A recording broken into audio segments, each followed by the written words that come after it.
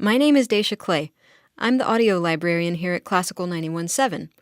While I'm a real librarian, I have a deep, dark secret. I know very little about classical music. I grew up listening to rock, and I know something about jazz.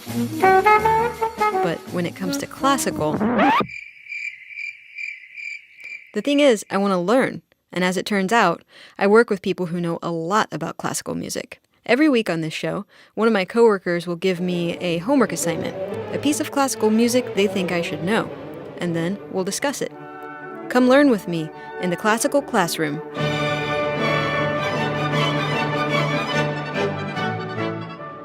Hello everybody and welcome to the Classical Classroom. I'm Dacia Clay, and today my instructor is going to be Tracy Jacobson, who is the bassoonist for the ensemble WindSync. I wouldn't go so far as to say instructor today. Yeah? No? But yes, I'm the bassoonist in WindSync. Uh-huh. We're a chamber group and essentially spend our lives on the road playing wind quintet concerts in exciting places. Yeah, didn't you tell me that you're only here like a day a month It or certainly something? feels like that. Yeah, we're on the road, I would say about half the year. Wow, So that's crazy. Really, really cool. And this is just going and playing at different venues? I mean, are you going to like concert halls? Are you going to clubs? Like where are you going? Gosh, I mean, yes. Yes, all of the above. I mean, just in the next few months, we're hitting up all of the coasts. Yeah. And Wyoming, that kind of is between them. We're playing in concert halls, we're playing in national parks, we're playing...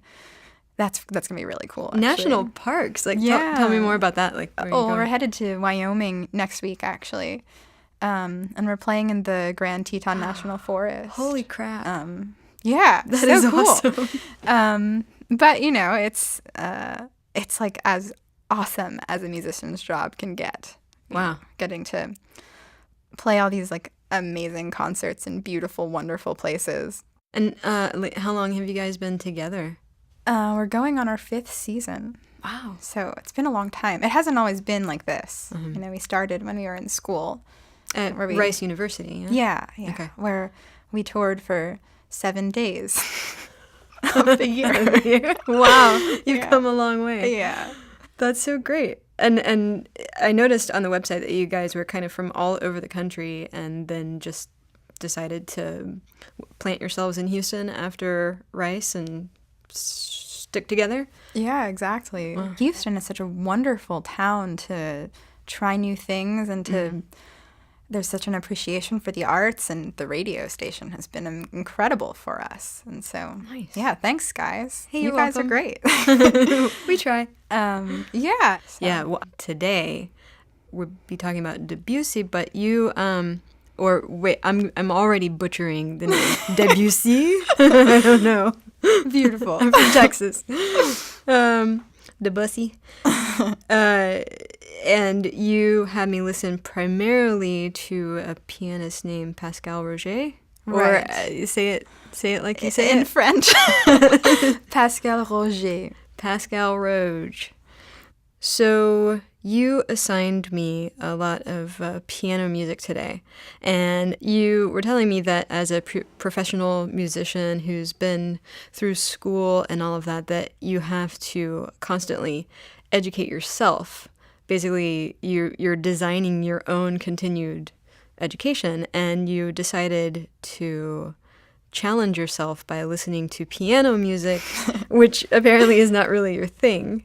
Yeah. And so this is what you have brought to me today. So Yeah. Well, it's basically like you said. I find that after finishing school, when you're constantly inundated with new music and learning about everything about a composer and studying and getting to know different instrumentalists and their music, it's just part of what you do. And you don't necessarily think about when you leave what type of a void that leaves. You have to really seek out new things or you don't really come across them. So for me, piano music was never really something I was very interested in. I'm a wind player. Right.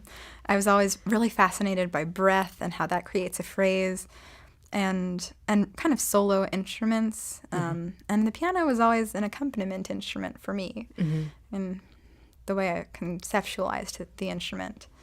And but many people feel very differently than that, and many smart people that I respect. So I decided that I wanted to learn more about this music.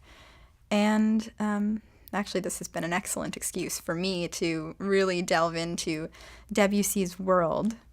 So I guess we'll start with an early work. Okay. It's one of his earliest works, and he, by the end of his career, was saying he didn't even really like it that much anymore. But this is the Clair de Lune, very famous piece from the suite Bergamasque. Let's listen to it. Okay.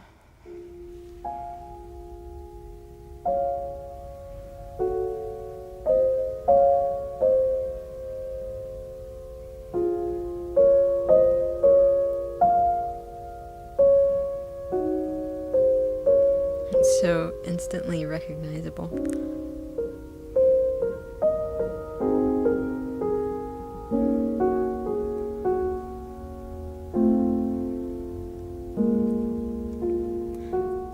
When I was researching this piece, beyond just, listening to it, the thing that was most interesting to me in learning about Debussy and his inspiration for music was that, the title Clair de Lune, or Moonlight, isn't actually referring to moonlight.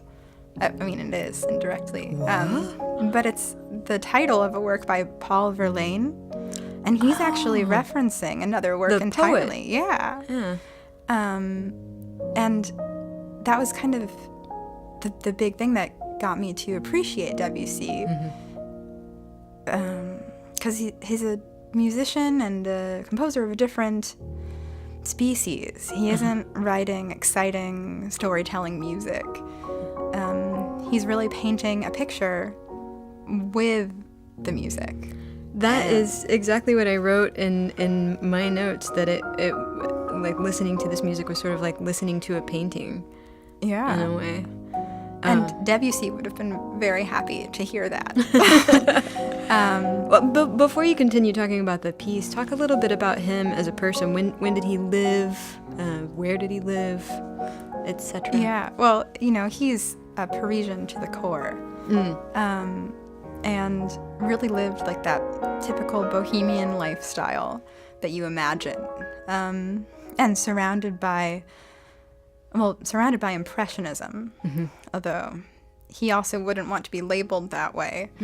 And, the parallel literary movement, symbolism. And it's interesting, over the course of his life, his style changed a lot. He was always, in his studies, trying to be a rebel. Because this was not the style of the day. He pioneered new harmonies, and it's really, he had a different concept of music. And actually, I think when I was a student and we were in music history class, we'd identify composers based on like a selection that was played for us. And the way I would recognize Debussy, this is so embarrassing. The way I would recognize Debussy was, is it the most boring piece of music I've ever heard? Because, the French music, Debussy, Ravel, it can sound very similar. But to me, Debussy was just always a little more boring. But that's boring is the wrong word. It's less of a story. It's less in your face. Well, you have to be kind of mature to appreciate it. It kind of is what it is. It seems very I don't know if you can actually say this about French piano music, but it seems very unpretentious. I immediately just sort of warm to it because it's so, I don't know, it's kind of inviting in a way. I think you can really say that about Roger's playing. dude can play. Yeah. Yeah. Each note is like a bell, and it's just a chorus of bells that work together beautifully. It's not. He doesn't try and make a line where there isn't one. Yeah. And it's just so beautiful. It's good stuff.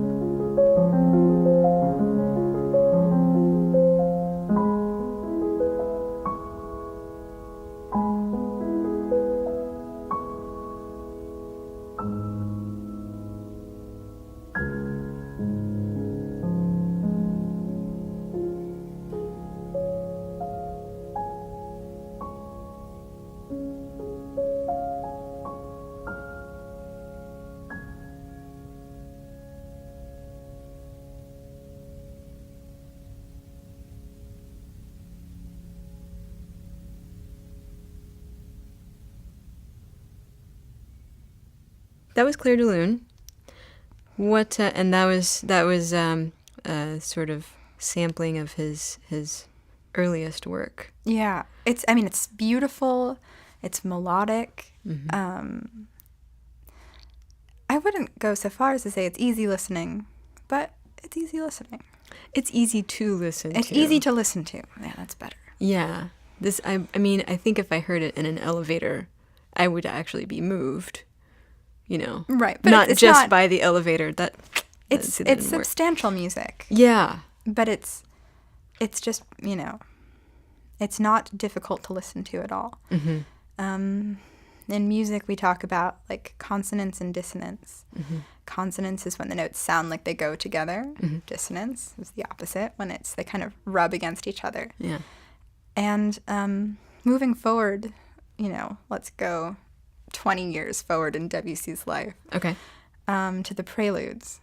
And he starts incorporating more and more dissonance in his music. Subtly. It doesn't sound dissonant. But if you think about, we can talk about, Impressionism, like the famous Monet. When you look at the painting from far away, you see a beautiful picture, but up close there's a lot of discord. Right. And you can kind of look at this next selection as involving kind of that and bigger washes of ideas rather than kind of more of a melody line.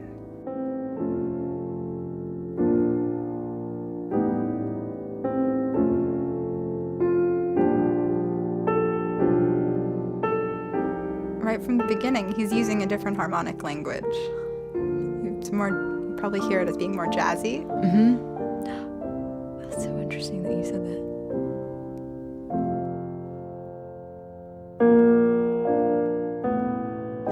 You told me in your instructions before our lesson today to pay attention to the titles of the songs. So, Dancers of Delphi. So, interesting title. This particular movement was actually, I guess, the general accepted interpretation is it was actually written after a sculpture of a female, I guess, Delphic dancer in the Louvre that Debussy had seen. Okay. And if you listen to it, it doesn't necessarily read as like a light female dancer. But if you think of it as like a female dancer column, it's grounded. Yeah. But still, she's moving gracefully, I think that's the lightness of the touch on the keys. I don't know. Piano is not somewhere I'm really trained, but just based on what I hear. Have you ever played any piano? I mean, like... Oh, no. Like, okay. In school, they have you do 4 semesters. What's another movement in the preludes? Well, that we could hear? Let's go for Des pas sur la neige. Oh, Footsteps in the Snow. I like that one. I love this. It's so... I mean, speaking about an image that just sticks with you.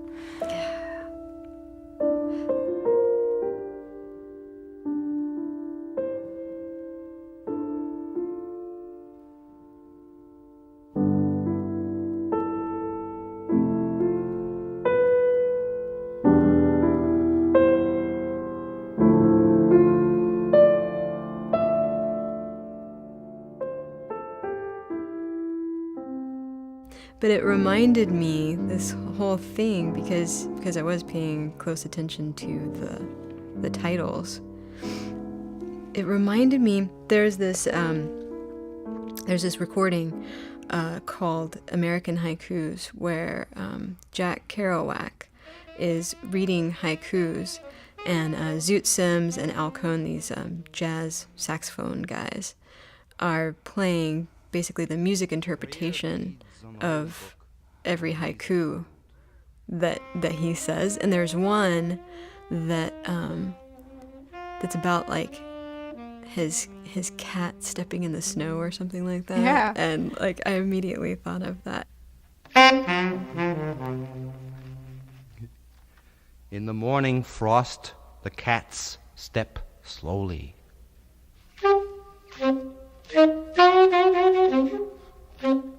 And it's very similar actually to all of these pieces, because their names are the music really, I don't know, there's a correlation between the music and the names. Oh yeah, very definitely. very much so. The thing about this particular movement that struck me is when you listen to it, you're not listening to like a person or something stepping in the snow. Mm-hmm. You're actually listening to the footprints. You know, it's like it's so static, but in that stasis, it's so charged. You know, it's really incredible. That's a really interesting observation, that it's static. I mean, it's just sort of focused on that one thing. That one moment. Like a painting. Exactly. Yeah. Exactly. It also reminded me a little bit of some Thelonious Monk that I've heard. Yeah.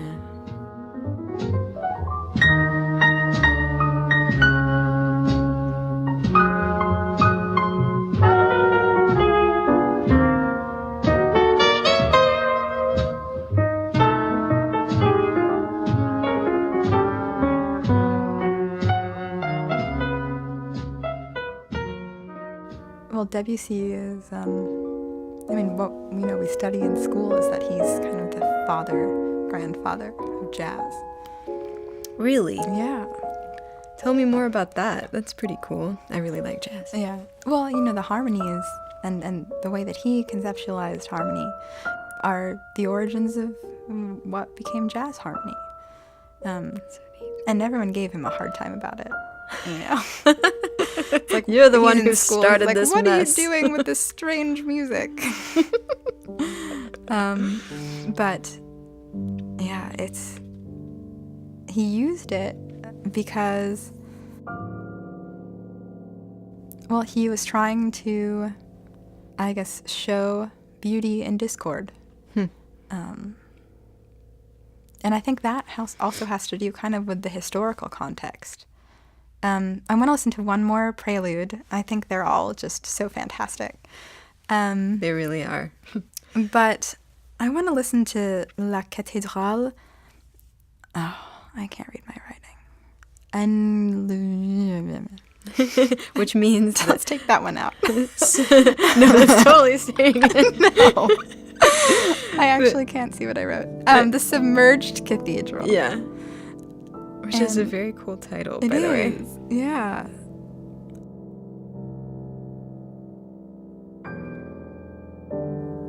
It's not showing a cathedral, it's actually showing the reflection. And when you think about the paintings of that period, water was a big theme. Right. Particularly of Monet. The lilies. Yeah. And there's actually, Monet had a painting that was a cathedral reflection. But if you listen... Oh, yeah, I've seen that. Yeah, I don't remember exactly the title of the piece. Like, you can just see it when you're listening. I was just actually in France, and I went to one of the more famous cathedrals at Le Mont Saint-Michel. Well, it's like right on the English Channel, actually. And it was so cold, and there were like little bits of snow everywhere, but it was really almost too cold to snow. And there's water all around. It's kind of on an island. And it reminded me of this so exactly. It's amazing that he could capture an image so well. There's a really great Debussy quote, actually. I wrote it down. He said, "There's more to be gained by watching the sun rise than listening to the Pastoral Symphony." That's referencing, the most famous piece by Beethoven. And you get from him, like, he's just trying new things. He's trying to branch out from the musical tradition, which really was about the music. It wasn't about other art forms and art in general. It was really just about the music. So he was really into connecting music and art, it seems. Oh, definitely. Like that it's almost as if it's a reflection of a reflection. I don't know. Yeah. It's his reflection upon someone else's reflection. Exactly. And I mean, add 3 or 4 more reflections, and that's probably what he was going for. Yeah, which is really cool. I mean, it's such a great idea because, I mean, I've been to museums or to to listen to music many times, and you just you're so sort of emotionally moved, and then to take that emotion and turn it into this lovely music, like what a great conceptual thing to do. I mean, that's fantastic. Yeah, I mean, he's a philosopher, like he's writing about reason and versus feelings, Yeah. And he's writing about uncertainty and like finding order in uncertainty. And this is so what's going on in the world, And he just brought it to a musical level. Yeah. And I think that was kind of his goal, is he wanted to be thought of on that level, He was so, I guess, so French in that he was all about, I guess, this aesthetic of using the piano to create a picture, to explore these ideas. Because Wagner was happening at exactly the same time. Really? Yeah. I know. It's so crazy. And Debussy actually had listened to a lot of Wagner, and a lot of his music made references to it in some smaller ways.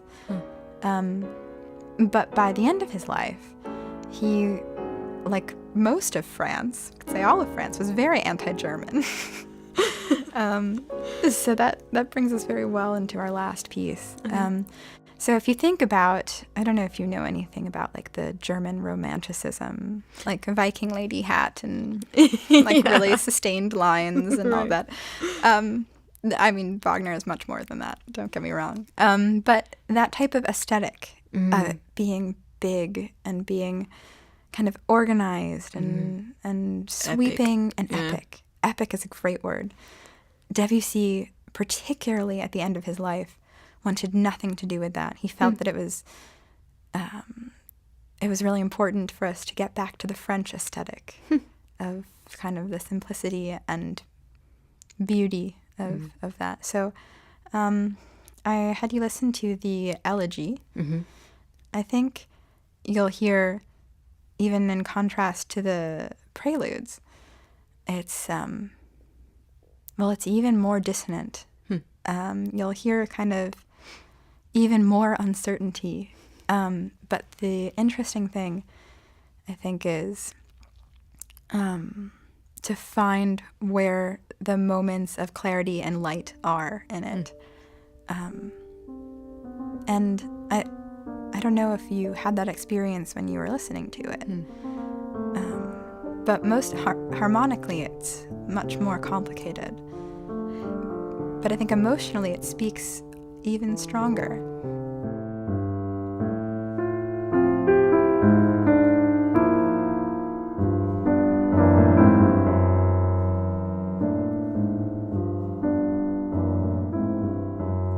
It really is so much more dissonant. That's crazy.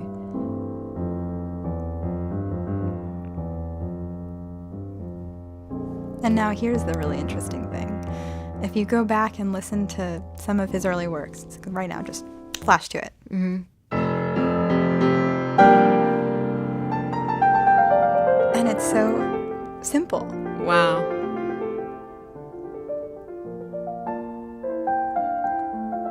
What a contrast. Right? But I bet when you first listened to this, it didn't necessarily seem so melodic. So cool though, right? It's such a contrast. You know, it reminds me of different painters that, you know, I've seen the progression of their work, like Mark Rothko. I mean, his early stuff is so detailed and more realistic, and then you see his plainer paintings at the end of his life. Everything is just this sort of blur. Yeah. You know, it's interesting for me to be listening to this type of music because, as I mentioned, it's like never been something that I've cared about, never something that's been on my radar. And I think it's been a great lesson for me because, you know, sometimes I probably listened to this stuff when I was like 14. It's like, how could a 14-year-old appreciate that? But I always had this, like, I guess, mental block, you know, I put forth, I don't like Debussy. And then I like labeled that in my mind. And it was just that I didn't like it at that time. I didn't like it in that moment. But all you need is kind of something to break that down. It's true. To develop a whole new appreciation for something. That happened to me with Justin Timberlake. Didn't that happen to all of us with Justin Timberlake? It kind of did. It's like, what happened? So this last piece that I want us to talk about, I actually, it was my gateway into Debussy. This is your gateway drug. Watch out, kids. But it was actually like this incredible experience for me because it was only about a month ago. I was on one of my rare vacations, and I was up in New England, and it was during a heat wave, so it was just like ridiculously hot, no air conditioning, and we had like a bottle of wine, like a cold rosé, and there was no fan either, so it was just like sticky and heavy, and some cheese, and then this next piece, La Plus que Lente, just came on, and it all of a sudden just like spoke to me. So I think I'll probably always imagine it that way. But being hot and drunk and eating cheese. But I think that's really what this particular piece is about. It's, you know, the title, like, More Than Slow. Okay, that's cool. I didn't know that's what that meant. And it's kind of a joke, you know.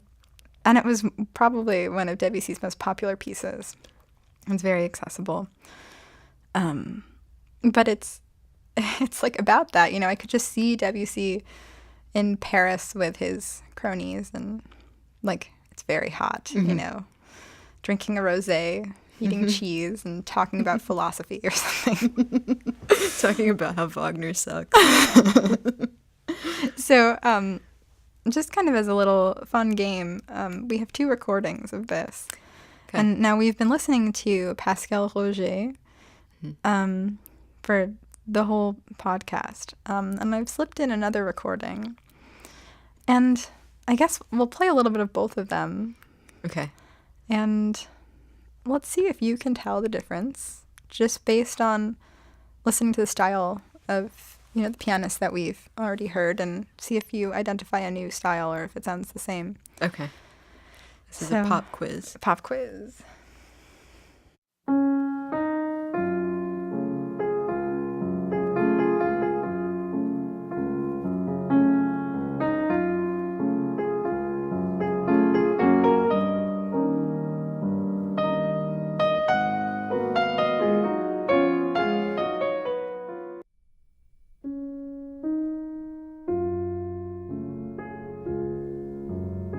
Okay. This one is definitely Roger. Yeah. Wow. It's like I thought the other one was smooth until I started hearing this one. Right? So the other one was Arthur Rubinstein? Right. Okay. And he's a great pianist, Yeah. He's wonderful. Yeah. But I think Roger just has this really unique understanding of Debussy's music. I have a question that just popped into my head. So we're listening to all of these, preludes. I can't say that word for some reason. And individual pieces. Did Debussy ever write like a symphony or anything like that? We're only talking about his piano music. Oh. Debussy has a whole wealth of other music. What? Yeah. Like a saxophone sonata. And he wrote orchestral music. I didn't know. He has an opera. Okay. And it's all great stuff, And actually, it's not that I, before this month, didn't listen to Debussy. It was that I didn't listen to his piano music. Piano music. Okay, gotcha. Because when you add in wind instruments, it becomes, at least for me, more accessible to me. But it was the piano music that I didn't get. Yeah. And, no expert still. But, how can you not love this? It's really great.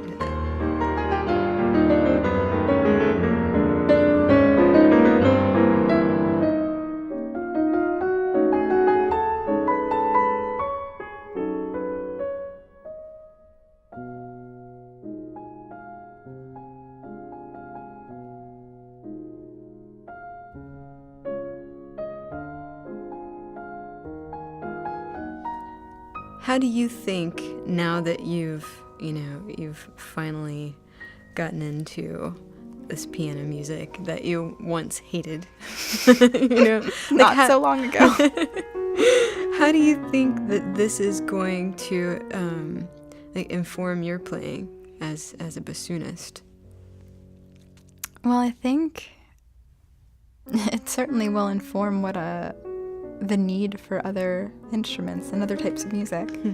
Because so little of this is applicable at all to the bassoon. I can always try and emulate some of the colors. But that's probably why I didn't like it that much initially. Because I was listening to this type of music to make my bassoon playing better. Right. To see what I could take away from it that way.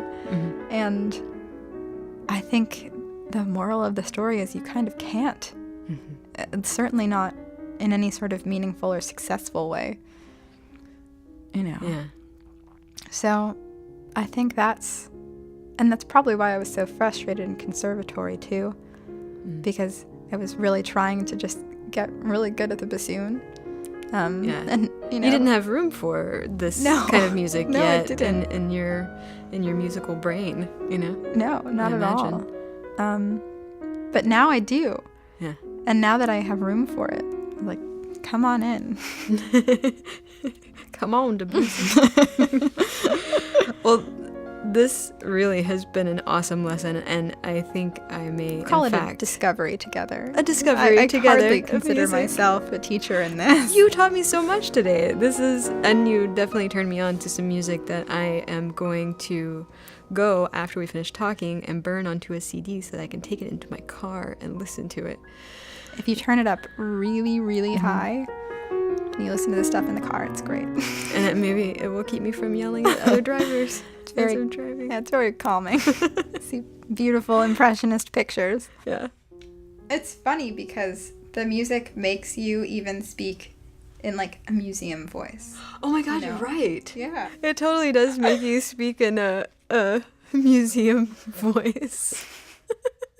It's like I just want to just speak I softly. noticed that too. I was actually getting kind of afraid mid-conversation that our levels wouldn't be high enough because we're talking like this. Because you're going through an exhibit, you know? Yeah.